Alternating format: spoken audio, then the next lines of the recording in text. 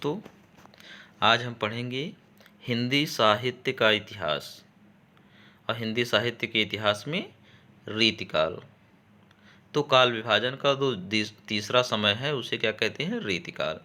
और रीतिकाल की जो समयावधि है, जो समय सीमा है, वो 1643 ईस्वी से 1843 ईस्वी तक माना जाता है।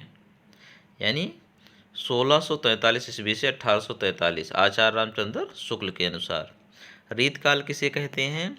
तो हिंदी साहित्य के विकास के तृतीय चरण में संस्कृत के लक्षण ग्रंथों के आधार पर जो काव्य रचना हुई उसे रीतकाव्य, तथा जिस कालखंड में रचना हुई उसे रीतिकाल कहते हैं।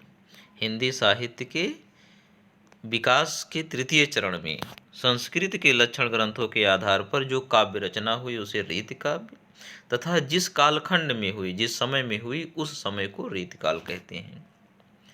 आगे देखते हैं रीतिकाल का नामकरण। तो रीतिकाल का नामकरण किसने किया और क्या नाम दिया? तो पहला देखते हैं रीत काव्य काल। इसको किसने कहा? ग्रियर्सन ने कहा। जॉर्ज ग्रियर्सन ने रीतिकाल को रीत काव्य काल कहा। नंबर 2 अलंकृत काल। मिश्र बंधुओं ने कहा। मिश्र बंधुओं ने रीतिकाल को अलंकृत काल कहा। और नंबर 3 श्रृंगार काल। तो आचार्य विश्वनाथ प्रसाद मिश्र ने रीतिकाल को श्रृंगार काल कहा। और उत्तर मध्यकाल या रीतिकाल आचार्य रामचंद्र शुक्ल ने इससे रीतिकाल कहा। उत्तर मध्यकाल या रीतिकाल।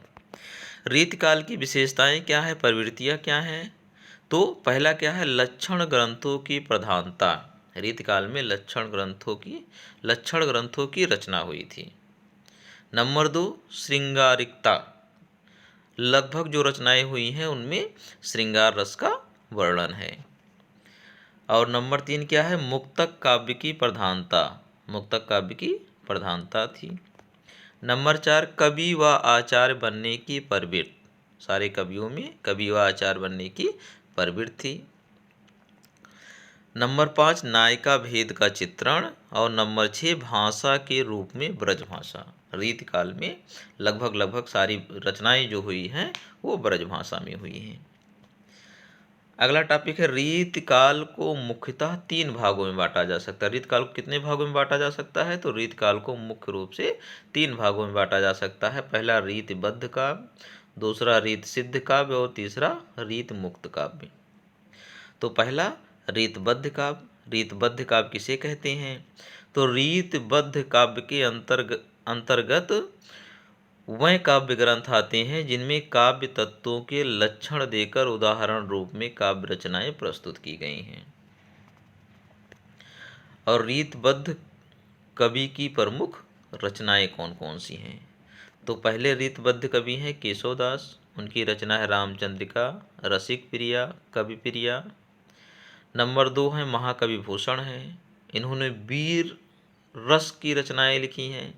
इनकी रचना है शिवराज भूषण है, छत्रसाल दशक है।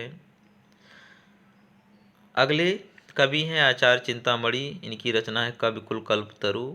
और अगले कवि हैं देवदत्त। उनकी रचना है भाव विलास।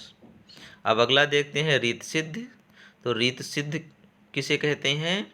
तो रीतबद्ध काव्य परंपरा के कवियों ने काव्य सिद्धांत या लक्षणों के अनुसार काव्य रचना की। रीतबद्ध काव्य परंपरा के कवियों ने काव्य सिद्धांत या लक्षणों के अनुसार रचना की, तो उसे ही क्या कहते हैं? रीतबद्ध, रीत सिद्ध कवि कहते हैं।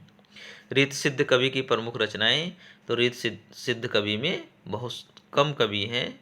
तो उनकी रचना क्या है? बिहारी। ठीक है, पहले कवि कौन है? बिहारी। और उनकी रचना है बिहारी सतसई।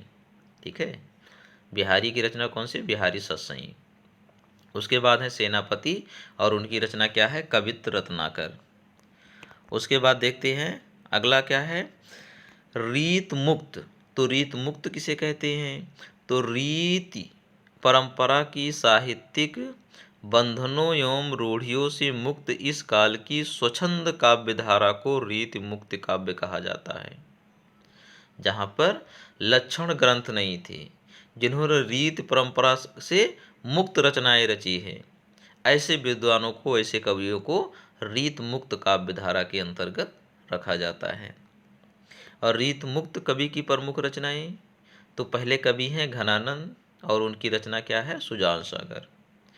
दूसरे हैं आलम और उनकी रचना है आलम कील। तीसरे कवि हैं ठाकुर और उनकी रचना है ठाकुर ठसक। और अगले कवि हैं बोधा और उनकी रचना है इश्कनामा। तो दोस्तों, यदि वीडियो अच्छा लगे तो लाइक, सब्सक्राइब और शेयर अवश्य करिए। जय हिंद।